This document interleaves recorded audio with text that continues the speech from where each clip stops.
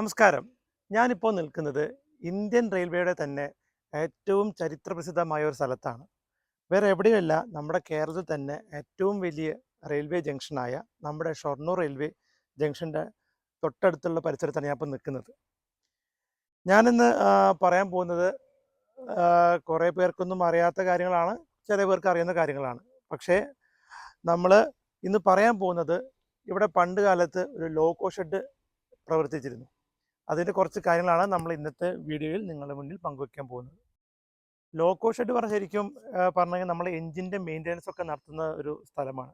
അതായത് പണ്ട് കാലഘട്ടങ്ങളിൽ, അതായത് 1860 കാലഘട്ടങ്ങളിൽ നമ്മൾ ഈ ഷൊർണൂർ ജംഗ്ഷനിൽ ഒരു ലോക്കോ ഷെഡ് ഉണ്ടായിരുന്നു. പക്ഷേ അന്ന് കാലങ്ങളിൽ സ്റ്റീം എഞ്ചിനായിരുന്നു, അതായത് കരി എഞ്ചിനായിരുന്നു. അതിൻ്റെ മെയിൻ്റനൻസും കാര്യങ്ങളൊക്കെയാണ് ഇവിടെ ഉണ്ടായിരുന്നത്. പിന്നീട് അത് മാറി, പിന്നെ കോച്ചിൻ്റെ മെയിൻ്റനൻസ് വർക്കുകളായി. പിന്നെ 2012 കാലഘട്ടങ്ങളിൽ ലെയ്ത്ത് വർക്കായി. അതായത് നമ്മളുടെ ഈ ഷൊർണൂർ റെയിൽവേ ജംഗ്ഷൻ, ഇതിന് തൊട്ടടുത്തുള്ള ഈ ലോക്കോ ഷെഡിൽ പണ്ട് കാലത്ത് കരി എഞ്ചിൻ്റെ മെയിൻ്റനൻസ് കാര്യങ്ങളെല്ലാം നടത്തിയിട്ടുണ്ടായിരുന്നു. അതാണ് പറയുന്നത്, ഒരു ഹിസ്റ്റോറിക്കൽ ഒരു പ്ലേസ് തന്നെ വേണമെങ്കിൽ നമുക്ക് വിശേഷിപ്പിക്കാം. റെയിൽവേയുടെ ചരിത്രത്തിൽ തന്നെ ഇതൊരു ഹിസ്റ്റോറിക്കൽ ആയിട്ടുള്ള ഒരു പ്ലേസ് ആണ്. അതുകൊണ്ടാണ് ഇത്രയും വലിയൊരു റെയിൽവേ ജംഗ്ഷൻ ആയിട്ട് മാറിയത്. കേരളത്തിൽ തന്നെ ഏറ്റവും വലിയ റെയിൽവേ ജംഗ്ഷനാണ് നമ്മുടെ ഷൊർണൂർ റെയിൽവേ ജംഗ്ഷൻ.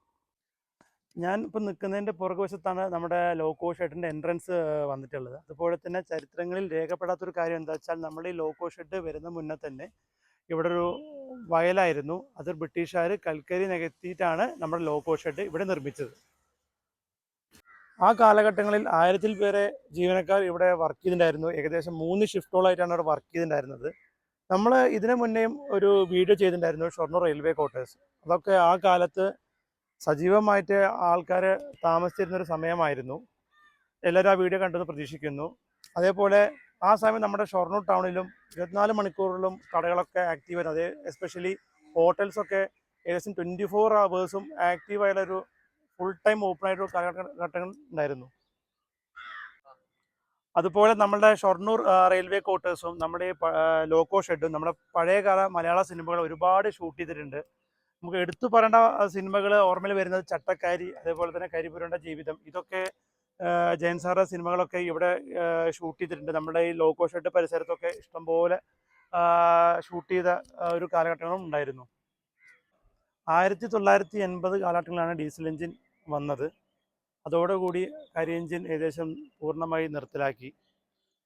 ആ സമയത്തോടു കൂടി തന്നെ നമ്മുടെ ഷൊർണൂർ ഈ ലോക്കോ ഷെഡിലും കരി എഞ്ചിൻ്റെ മെയിൻ്റനൻസുകളെല്ലാം ഏകദേശം നിലച്ചു, പൂർണ്ണമായി നിലച്ചു. പിന്നെ ഇവിടെ കോച്ചിൻ്റെ മെയിൻ്റനൻസ് വർക്ക് കാണാനൊക്കെയാണ് ഉണ്ടായിരുന്നത്. പിൽക്കാലത്ത് അത് പിന്നെ തൊഴിലാളി സമരം കാരണമൊക്കെ അത് പൂർണ്ണമായും ഷൊർണൂരിൽ നിന്നും ഈ റൂട്ടിലേക്ക് മാറ്റമുണ്ടായി.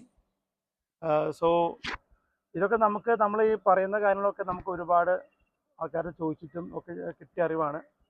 ഫുള്ളായിട്ട് നമുക്കിതിൽ എത്രത്തോളം ഫുള്ളായിട്ട് നമുക്ക് കറക്റ്റ് അറിയില്ല.